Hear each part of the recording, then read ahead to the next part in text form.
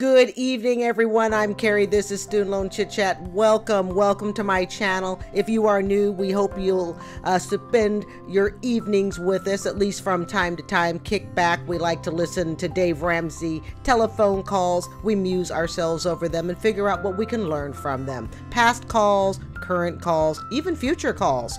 All right. If you are returning, you know you are already family, so welcome. Pull up your chair. I've got hot cocoa. I am starting to feel better, kind of, sort of. Thank goodness for really good congestion medication, although I think it kept me awake really late last night. I don't know. I only slept like a couple hours last night. They said it was non-drowsy stuff. I don't know if it was non-drowsy, keep you awake all night, but I was awake for a while. So we're going to get through this, however. All right. And I want to thank you so much for spending your Tuesday evening here with me at Student Loan Chit-Chat. All right, folks, let's take it to What Were You Thinking? This ran 9 hours ago today. Let's hit it. Brought to you by the EveryDollar app. Start budgeting for free today.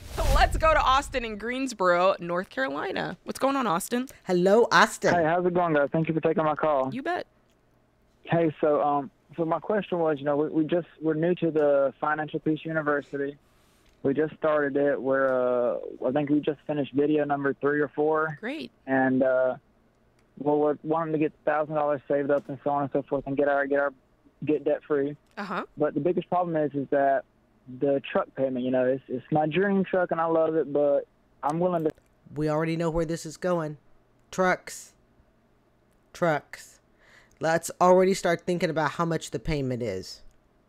Sell it. I'd rather get rid of it and us become debt free. But the problem is that I owe about right on under $40,000. It's $39,800 something. Okay. And just because of the market, the way that the market's been going is that the value of the truck has dropped down to around $33. Mm-hmm. And so I'm wanting to sell it, and it's $880 payment. And jeez. I was thinking 800. That's what was running through my hand. And that's a ridiculous payment.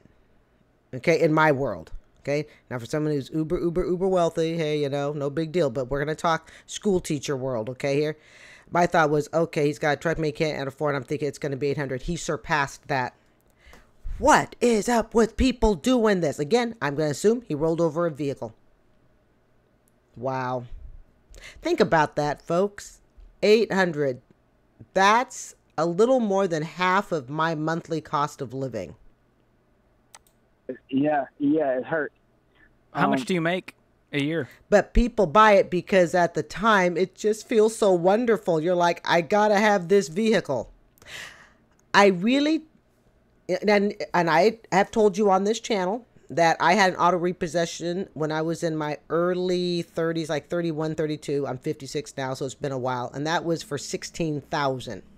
And that's because the bank, the lending company, would absolutely not refinance it whatsoever, which I think is just silly for $16,000. Okay, even back then. But they would not. But be that the case, I don't, at least in today's world especially, I don't understand what people are thinking when they sign for an $880 car payment. I literally don't understand it. Of course, I didn't understand myself when I, took a perfectly good small Nissan Sentra and traded up for a Nissan Maxima. Went from something like a $385 to $485 a month payment. But so I guess if I use myself as a barometer or a measure of what they're thinking, I think the problem is we're not thinking. We're so obsessed with we want that vehicle. But even so, I just, at least in today's day and age, I don't understand people walking out with these $900 a month payments. I literally don't get it. Like you sign and you go, okay, that's $880 a month. Thank you. And then you sign off on it. Last year we made $65,000, I think, myself. Okay. But I started the new year off on a raise, and that's actually how I got the class was. He started the new year off on a raise, and what did he do? Lifestyle creep. Some of these aren't even creeps. Some of these are just great big hopscotch leaps and bounds. I was talking to my boss about like what's going on, and he's taking the class, so he bought it for me, which is awesome of him. But the biggest problem is trying to... Okay, so his boss looks like spot him the FPU, Financial Peace University class. Get rid of this truck. It is drowning me. Like I obviously have to have a vehicle to get back and forth to work in. You don't need a $40,000 vehicle. I've never owned a vehicle anywhere near that. And even my Maxima, when I traded up, young and dumb, I had it repossessed. At least it was used. Well, and, how's your we credit? Have 3 kids. How's your credit? My credit is not very good. If you were to... We have to remember when people buy credit for vehicles, it doesn't seem like they have to have very good credit to get into a ridiculous vehicle debt. I would say a vehicle, for whatever reason, is one of those things. Hold on. My headset thing is going to fall off. A vehicle, it seems like, is one of those things that you can walk in with a 500 credit score and walk out with a ridiculous vehicle. At least it seems that way. If you were to go to a credit union around town to see if you could maybe get this $7,000 to bridge that gap, do you think you could do that? No. Possibly, but then I thought... I'm going to say no. Even credit unions have their DTI, debt to income limits. They really, really do. I think too many people look at credit unions as they're just going to give you anything and everything. And I think in today's economy and market, remember this just ran 9 hours ago. Okay, credit unions have to be more judicious, I would imagine, than ever in making sure that their members can afford to pay the bill back. I could be wrong. So like because we were thinking about that, but then the problem would be if we do that, then we'll have to find a down payment for something else, because whatever we get has to be, we have 3 children, me and my wife do, so I can't just go get an old moped. What's your other car? Now you didn't need a $40,000 truck. A truck. What's your other car? My wife's car is a Ford Explorer. My car is a Chevrolet Silverado. Sounds good to me. Does she work outside the home? She doesn't know, but she uses the car to take the children to school. So okay, so what have I said? He makes about $62,000.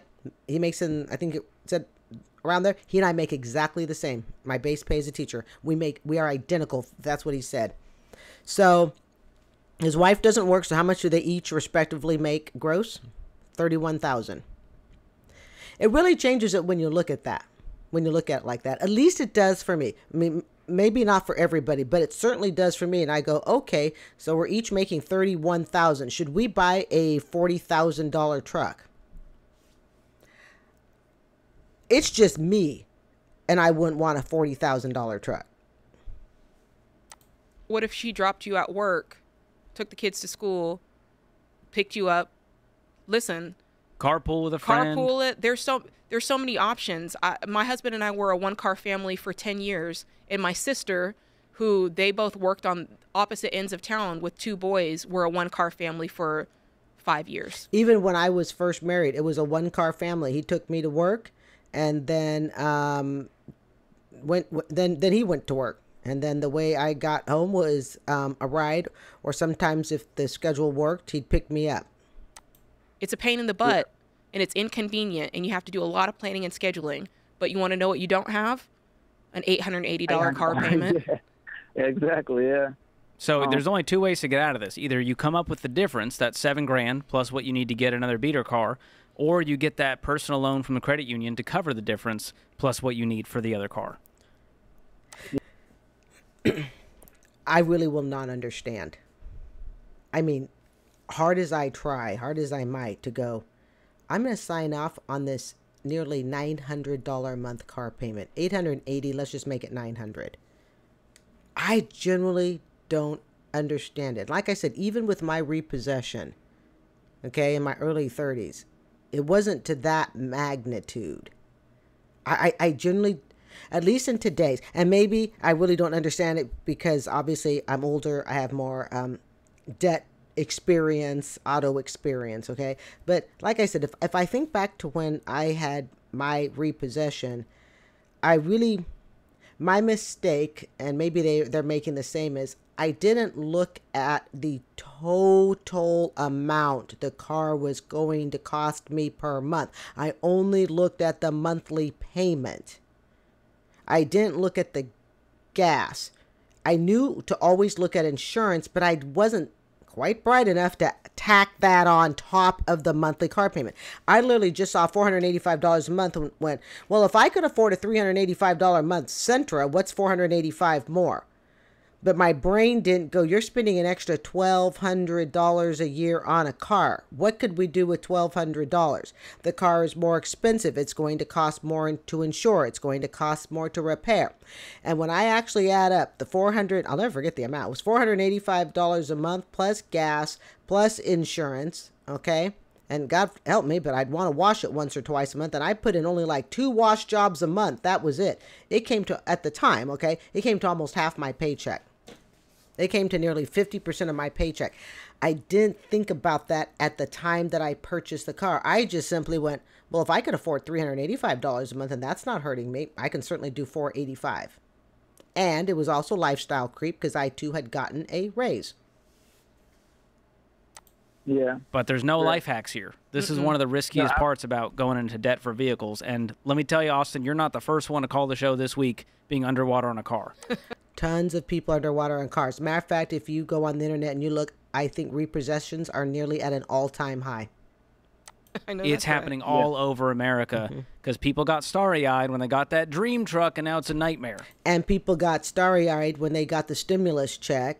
Their student loans were put on deferral, and they went, oh my goodness, I've just been given $1,000, $1,500, $2,500, whatever those checks were, okay?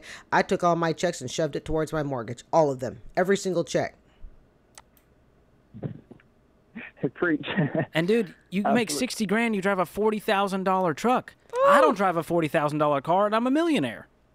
Yeah. Like that tells you something, doesn't it?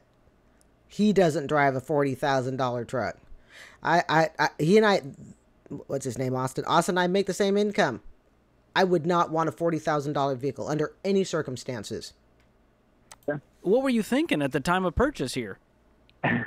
So, at the time, the car I was driving back and forth working blew up on me, so we had to go to the dealership and get something. We had to go to the dealership. We had to. You may have had to get something, but you didn't have to go and get a $40,000 something. What I say in yesterday's video, I believe it was in last night's video. We use, I think it was in last night's, we tend to use unfortunate life events as an excuse to spend money, to spend in excess of what we actually need. What was it, the video that I did? It was either yesterday. Remember, I've had a head cold, okay? It was either yesterday or the day before, and she buys a vehicle because her $6,000, I think it was yesterday's video, because her $6,000 vehicle went kaput because I guess it was totaled in an accident. So the insurance company writes her a $6,000 check.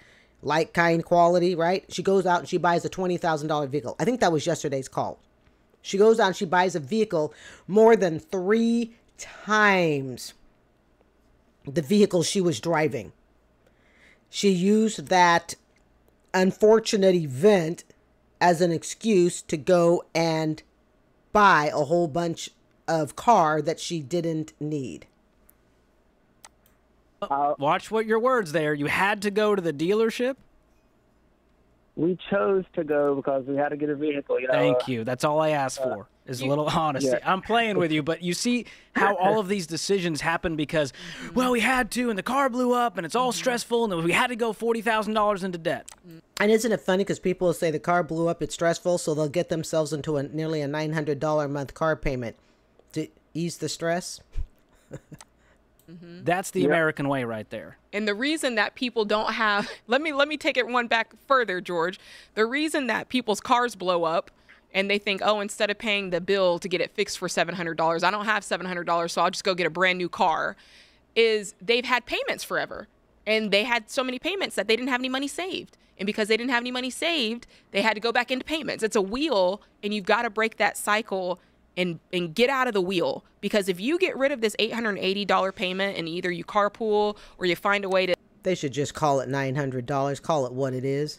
Get a couple $1,000s and get a beater, you are effectively breaking that cycle. And instead of $880 going to CarMax or Ford financing, it's going to pay off your debt, but then it's going to go to build you a nice, cushy emergency fund. And the next time your car blows up, because it will, everybody has car issues, you're going to just go down to Christian Brothers or wherever you get your car fixed, and you're just going to hand them the cash for $770 or for $1,250 when something happens. And you're not going to say, well, my only choice here is to get a brand new car on payments. You're going to be prepared for it. So let's break that cycle. Absolutely, yeah. I agree with you. We got to get the income up. And if that means the wife is going out to work when you get home from work so you can watch the kids. How many times have we heard that? Wife needs to go back to work. And what's the pushback? The wife oftentimes doesn't want to go back to work. Look, I'm sure being a stay-at-home mom is hard work. Okay? But like I've said, your relationship is only as strong as your weakest link. And when you realize your working spouse, the one that works outside, the one that brings home the W-2 or whatnot, needs help, sometimes you have to step up to the plate. And my thought always is, if the wife were up where she were on board with going back to work, they wouldn't need to call in because it would be solving the problem. But oftentimes when I hear in these calls, well, the wife needs to go back to work, I'm thinking to myself, you can't tell me they haven't already thought of that. You can't tell me it's already been discussed. And moreover, you can't tell me that she bought into it.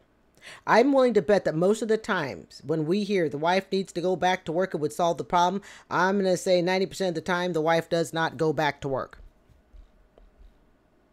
You're getting that second job. We need to come up with this money fast. And wives can have an unrealistic, in this particular situation, okay? Wives can have an unrealistic expectation to just keep working their husbands to death. And that means selling stuff. Do you have any other debt? Yes, we do. Including the truck, total is like $55,000. So you got another 15 on what? Cards. Some of it's credit cards, some of it's medical bills, things like that. Okay. So I've said it before. Getting rid of credit cards has been the number one benefit to my budget over medical bills. Okay. Over medical bills, even over car payments. Getting rid of credit cards. It is amazing how much money credit cards nickel and dime you. And be careful, people, of those afterpays. The paying for is it Klarna, afterpay. Excuse me. Hold on. The Klarna is what I think it's called. Okay. Be careful of those. Because it's so easy to go, oh, I can just buy this $100 item for $25, spread it out over 4 months. And then before you know it, you've just bought $400 worth of crap you didn't need. And you now owe $100 a month over the next 4 months that you may or may not have. Let's snowball these, smallest to largest. Once we get rid of this car loan, the rest are going to go smallest to largest balance, ignore the interest rates, get that income up as high as possible. It's going to be impossible to get the income up as high as possible if she's relying on him to do it all. It's going to be impossible. Eating out, no luxuries. It's time to batten down the hatches and get rid of this debt. Yeah. And you can do this. This can all be done probably in the next, for you, I'm thinking 6 months. Yeah. I'm thinking longer than that. Again, he's on my income. I'm so low. Hand me a $42,000 or $39,000 remaining car debt and $15,000 in credit cards. Give me 3 kids, a spouse, and tell me I'm going to have that done in 6 months. Oh, heck no. No. Not unless she picks up a really good side gig or something, or I get some miraculous promotion. It's not, in my world, it's just not realistic. I don't even know if I couldn't get rid of $39,000 with just me. To put it in perspective, my mortgage was $45,000. That took me 2.5 years. That was just me. A $45,000 mortgage, not far from what he has. Okay? My mortgage was $45,000. His truck, he has remaining truck balance of $39,000. He and I both make the same amount of money. I could not get rid of my mortgage in 6 months. A very different financial situation. I think there's two options you and your wife have to choose between. It's either two options or both. It can either be, listen, we're carpooling and it's going to be a pain in the butt. Wife's not going to like that. Or it's, she's got to pick up extra work. She going to hate that. So that you guys can pay this thing off super duper fast, or at least save up, make the payment while saving up to bridge the gap between the 7,000. Like, you've got some options, but one of them is going to, either of them is going to require deep sacrifice. And there's no getting around that. And that's how you know how strong your spouse will be. That's how you know what type of woman or man you married. But in this case, I'm going to say what type of woman. She needs to help kick in. She really does. Part of it, there's no easy button really to hit in this equation. So I think that's the hard part that they're going to have to choose between, George. Well, it just makes me think, Jade, debt always requires sacrifice, but it's a much more painful sacrifice than the other kind, which is we're going to sacrifice and save up and pay cash for this car with delayed gratification. We're going to only buy the car that we can afford, which is going to limit what kind of car we purchase. And there's something to be said when you stay within your debt. It's actually exciting as you build it. Okay, it's like I would like to do my kitchen. That literally, the kitchen is the last thing in this condo that needs a facelift. Needs probably about $10,000. I may or may not even live here long enough to make that a worthwhile investment. To be totally honest, okay.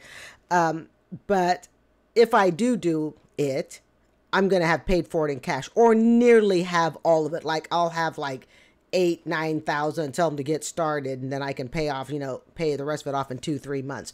What I don't want is, okay, I want my kitchen right now, and now I've got a $10,000 bill to take care of, even though I can afford it and I could get it interest free.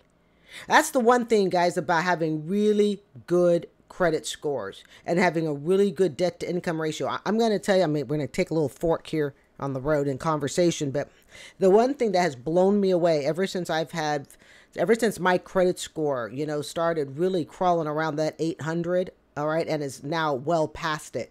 The one thing that has blown me away is, it really is true. When you have really good credit and your debt to income ratio is really well in line, you can get more stuff at 0% than you ever imagined.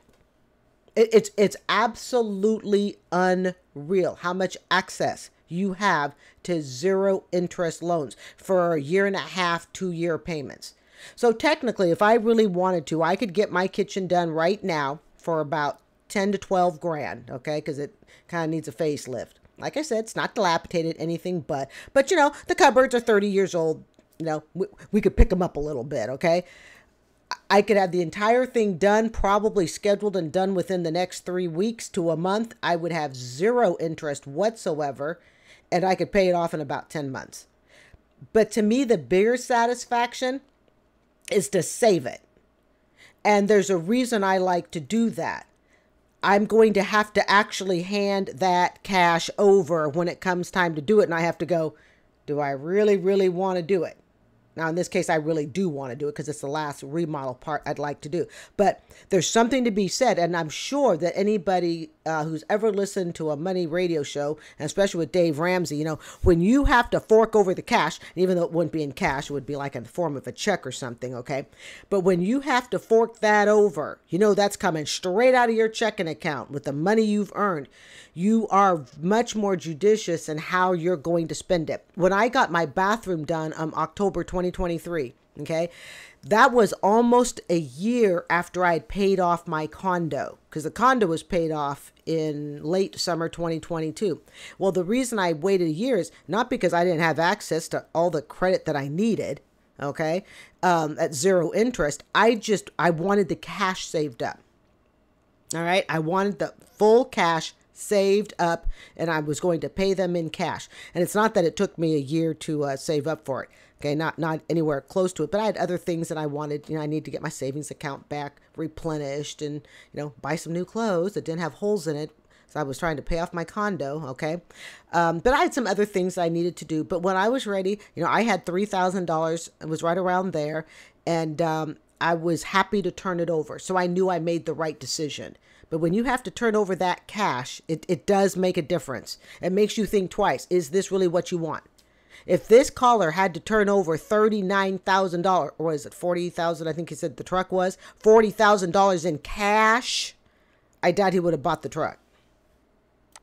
Yeah. That's a different kind of sacrifice, but it's much more painful on the other side when you're trying to clean up a mess and interest is hurting your ability to knock this debt down. And you got 3 kids, and we have the mortgage, and we got the student loans, and it all just starts to weigh on you. And taking my fork again in the road about the interest thing.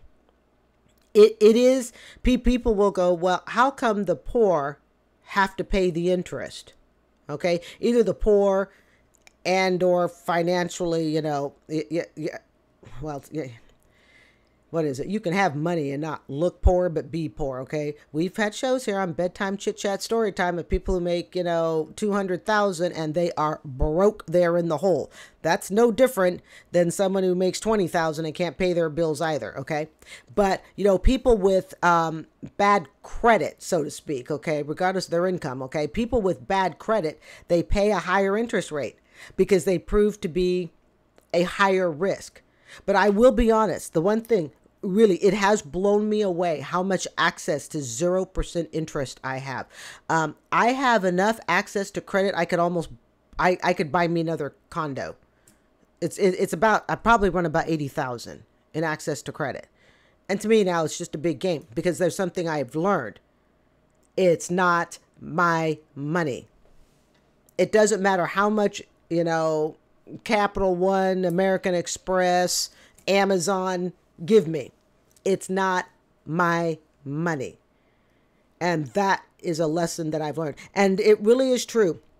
Okay, credit cards aren't the problem. It's your understanding of credit cards and your ability to control yourself. If someone says, "Oh, Carrie, isn't it hard to control that?" No, not anymore.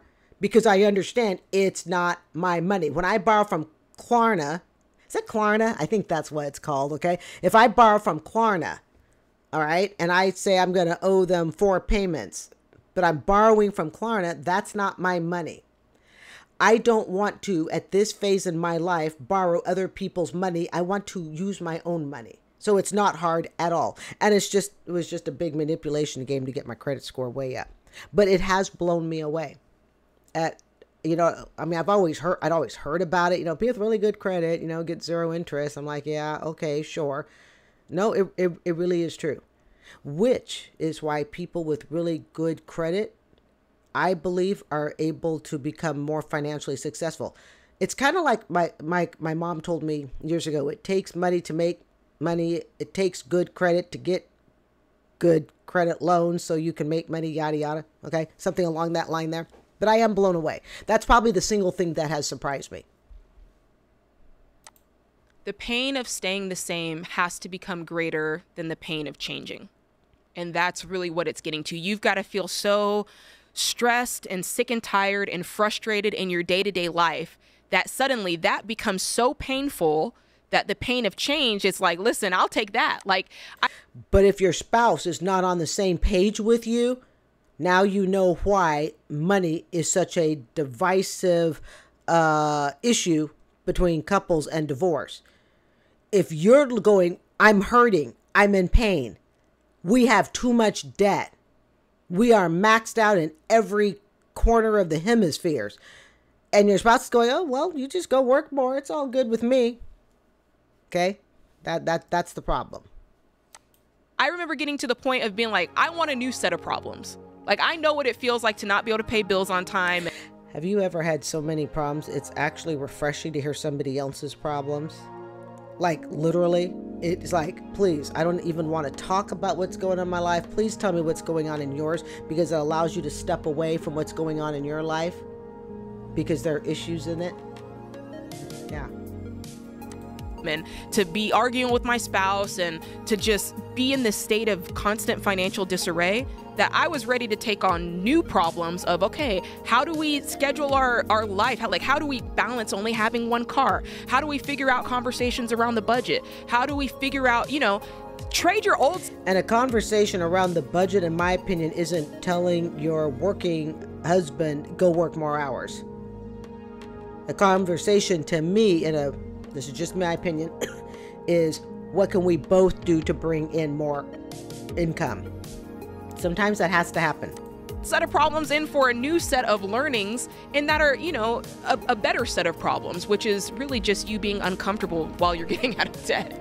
All right, folks, we're going to call this video a wrap. Hopefully I'm not going to have too much of a coughing attack here. All right, folks, something always to learn. People, I would like to thank you so much for spending part of your Tuesday when you could have been doing something else. You could have been somewhere else listening to someone else. I want to thank you for just spending that time here today, this evening with me. I hope you will come back again and visit soon. I'm Carrie. This is Student Loan Chit-Chat. I'd like to thank you for being here. Please consider subscribing, and you guys have yourself an absolutely amazing Tuesday night. Good night.